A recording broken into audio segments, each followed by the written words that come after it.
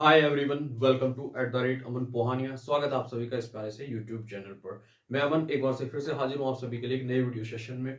जैसा कि आप सभी को पता है कि इस यूट्यूब प्लेटफॉर्म पर हम क्लास 10th का ट्रिग्नोमेट्री चैप्टर स्टार्ट किए हुए हैं और इसको कंटिन्यू करने की कोशिश कर रहे हैं।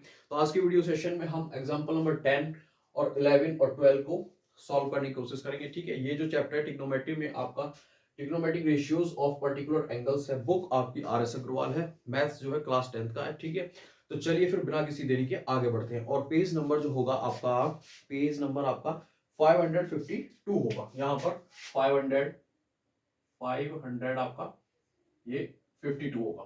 ठीक है, पेज नंबर, बुक आपकी RS अग्रवाल है। ठीक है, तो चलिए फिर बिना किसी देरी के एग्जांपल 10 की तरफ कहते हैं। 10 में क्या कह रहा है? In the adjoining figure triangle ABC in right angled at B। ठीक है, if angle A is equal to 30 degree and AB is equal to 9 centimetre, find आपको BC करना है और एंड सेकंड पार्ट में AC फाइंड करना है। ठीक है, तो सबसे पहले क्या करेंगे हम, इन right angle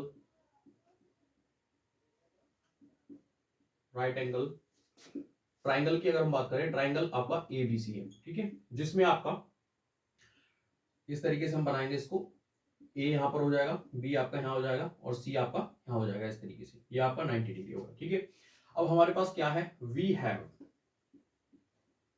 angle A equal to आपका 30 डिग्री है, तो 30 डिग्री आपका ये हो जाएगा। ठीक है, और क्या है आपके पास, A B is equal to 9 centimetre है। क्या है, 9 सेंटीमीटर ये है। ठीक है, आपको फाइंड करना है BC। ठीक है, तो इसमें हमें वो एंगल से ट्रिग्नोमेट्रिक रेशियो से हम ये निकालने की कोशिश करेंगे। लेकिन कैसे, देखिए एंगल ए आपको क्या दे रखा, 30 डिग्री। तो अगर हम यहां पर tan A अप्लाई करें, tan A इक्वल टू क्या होता है आपका, परपेंडिकुलर अपॉन बेस, यानी कि BC अपॉन AB हो जाएगा। तो ये हो जाएगा आपका BC अपॉन AB इस तरीके से। और A की वैल्यू एंगल 30 डिग्री हो जाएगा। यहाँ पर BC की वैल्यू आपको फाइंड करनी है, ठीक है। फर्स्ट ऑप्शन में BC फाइंड करना है। ठीक है, तो BC के पहले इस पे BC रखेंगे, AB के पहले इस पे क्या आ जाएगा, 9 आ जाएगा।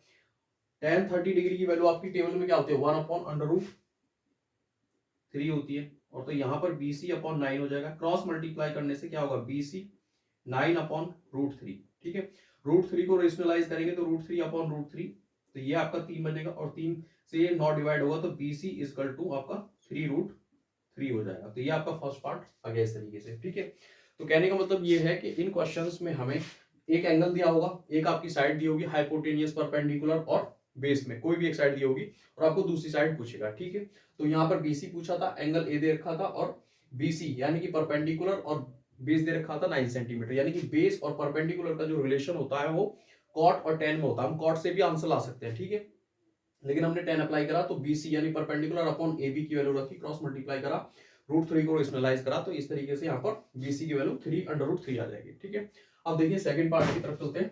सेकंड पार्ट में क्या कह रहा है, AC की वैल्यू फाइंड करनी है। ठीक है, AC आपका यहाँ आता है, देखिए AC आपका यहाँ आता है और ये आपका बेस 9 सेंटीमीटर है और एंगल ये है।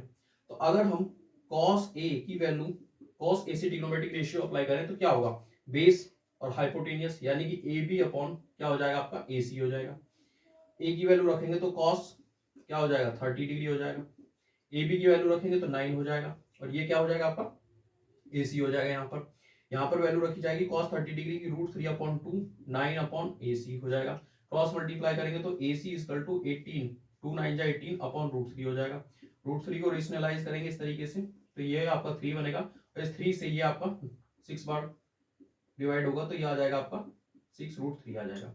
तो इस तरीके से यहाँ पर AC की वैल्यू क्या आ जाएगी आपकी, 6/√3 आ जाएगी। कैसे अप्लाई किया हमने, अब इसके बाद कॉस लिया, क्योंकि कॉस में ट्रिग्नोमेट्रिक रेशियोज क्या होता है, बेस अपॉन हाइपोटेनियस होता है। बेस से आपका 9 सेंटीमीटर आ जाएगा, अपॉन हाइपोटेनियस AC आ जाएगा। एंगल ए के पहले इस पे 30 डिग्री रख देंगे, वैल्यू रखने पर क्रॉस मल्टीप्लाई करेंगे, √3 का रेशनलाइज करेंगे तो क्या आ जाएगा, 6√3 आ जाएगा। ठीक है, तो इस तरीके से एग्जाम्पल 10 के फर्स्ट पार्ट में BC और AC की वैल्यू हमने फाइंड कर लिया। ठीक है, तो आप देख सकते हैं कि यहाँ पर ये जो कुछ क्वेश्चंस हैं ये इस तरीके से हैं कि आपको एंगल भी गिवन है, टेबल की हेल्प से उस एंगल की वैल्यू रखनी होगी, जो भी 30 डिग्री, 0 डिग्री, 45 कुछ भी होगा।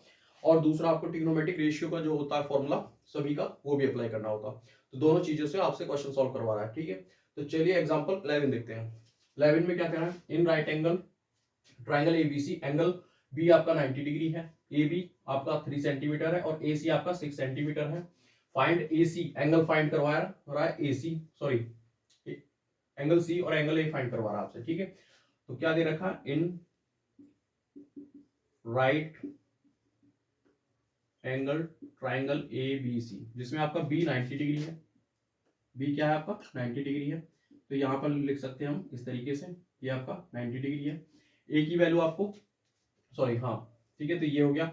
यहाँ पर ए बी की वैल्यू क्या दे रखी है, 3 सेंटीमीटर दे रखी है, ए सी आपको 6 दे रखा है इस तरीके से, ठीक है।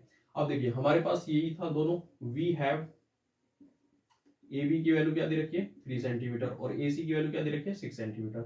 आपको निकालना है एंगल सी और एंगल ए। अगर हम एंगल ए से देखें तो देखिए एंगल ए लगाते हैं तो ये क्या होता है बेस और ये हाइपोटेन्यूस, यानी कि हम कॉस ए अगर यहाँ पर अप्लाई करें, ठीक है, तो बेस यानी कि ए बी अपॉन ए सी आ जाएगा, ठीक है।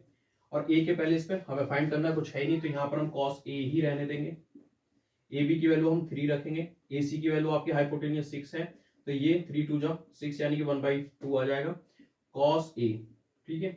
ये और 1/2 जो है आपका कॉस के रेस्पेक्ट में क्या किसकी वैल्यू होती है, कॉस 60 डिग्री की होती है। यहां से अगर हम कंपैरिजन करते हैं तो ए की वैल्यू क्या आ जाएगी आपकी 60 डिग्री आ जाएगी, ठीक है। बी की वैल्यू हमारे पास 90 डिग्री है, ठीक है, तो ये आपका 60 डिग्री आ गई। अब एंगल सी आपको निकालना, ये सब आपको पता ही होता है कि अगर हमारे पास दो एंगल किसी भी ट्राइंगल के हैं तो थर्ड एंगल हम ऑटोमेटिक निकाल सकते हैं। कैसे, क्योंकि ट्राइंगल के तीनों एंगल्स का सम कितना होता है 180 होता है, यानी कि angle A plus angle B plus angle C equal to 180। तो यहाँ पर ए आपका 60 डिग्री हो जाएगा, बी 90 डिग्री हो जाएगा, plus angle C equal to 180 degree. तो एंगल सी इक्वल टू 60 और 90 150 हो जाएगा, 180 माइनस 150, तो angle C equal to 30 degree हो जाएगा, ठीक है।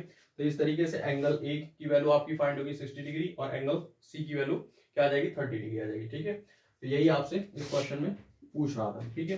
तो चलिए एग्जांपल नंबर 12 की तरफ चलते हैं। 12 में क्या करा है, एक आपको फंक्शन दिया हुआ है, sec थीटा की वैल्यू 6x दे रखी है और tan थीटा की वैल्यू 6/x दे रखी है, और आपसे फाइंड करवा रहा है किसकी वैल्यू 9 मल्टीप्लाई में और x square minus 1/x square की वैल्यू फाइंड करवा रहा है, ठीक है। तो क्या दिया हुआ है 6x equal to sec theta given है, इसको इक्वेशन फर्स्ट मान लेंगे।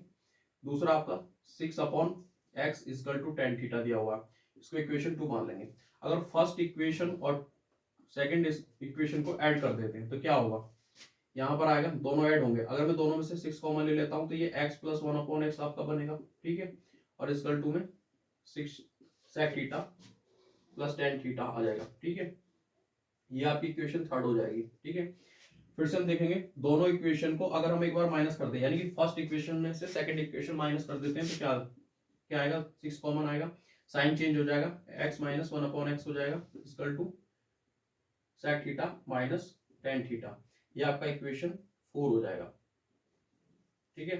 अब आप गौर से देखें इक्वेशन थर्ड जो हमने लेट करी है और 4, अगर इन दोनों की मल्टीप्लाई करते हैं तो देखिए ये आपका a मान लेते हैं, इसे b, तो a प्लस बी बन रहा है, a माइनस बी बन रहा है। यानी कि a प्लस बी और a माइनस बी का फॉर्मूला क्या होता है, अलजेब्रिक फॉर्मूला होता है a square minus b square होता है, ठीक है।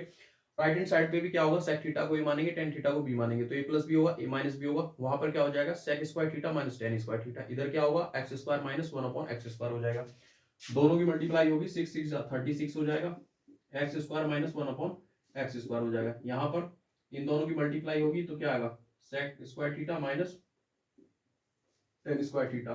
ये आपका स्क्वायर रिलेशन में क्या होती है इसकी वैल्यू, जैसे sin square theta plus cos square theta equal to 1 होता है, जैसे cosec square theta minus cot square theta equal to 1 होता है, वैसे ही sec square theta minus tan square theta भी आपका 1 होता है, ठीक है। तो यहाँ पर लिखेंगे 36 x square minus 1/x square equal to 1, ठीक है। अब हम यहाँ पर क्या करेंगे, हमें चाहिए x square minus 1/x square के मल्टीपल में 9, ठीक है। तो हम यहाँ पर क्या करेंगे, दोनों तरफ 4 से डिवाइड कर देंगे, 4 से दोनों तरफ डिवाइड कर देंगे इस तरीके से, तो 4 9 जा क्या हो जाएगा, यहाँ पर 9 आ जाएगा, और ये आपका 9x square minus 1/x square equal to 1/4 आपका आंसर हो जाएगा, ठीक है। तो इस तरीके से ये क्वेश्चन हमने सॉल्व किया है, ठीक है। इसमें आपका अलजेब्रिक फॉर्मूला लगा a square minus b square equal to a minus b a plus b, ठीक है। दूसरा आपका जो स्क्वायर रिलेशन होता है sec square theta minus tan square theta, वो आपका 1 होता है, उसका हमने यूज करा है, ठीक है। तो उम्मीद करता हूँ ये तीनों क्वेश्चंस आपको पसंद आए होंगे। अगर वीडियो पसंद आए तो लाइक करें, शेयर करें, कमेंट करें और चैनल को जरूर सब्सक्राइब करें। Thank you for watching.